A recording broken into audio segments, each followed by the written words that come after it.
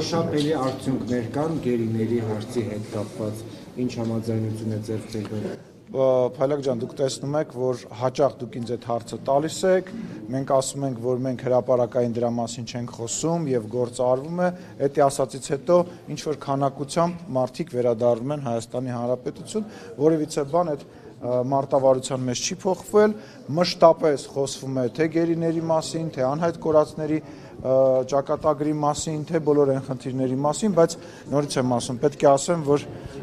շատ դրական եմ գնահատում այն աշխատելավոճը, որը որ մենք երկստեք որդեգրել ենք Ադրբեջանի հետ եւ կարծում եմ այս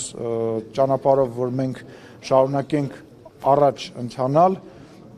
մենք ոչ մեր երկու երկրները այլևս մոտ ապագայում որևիցե խնդիր չեն ունենա։ Հավանիչ տեսանյութը եւ բաժանորդագրվիչ նորությունները բաց չթողնելու համար։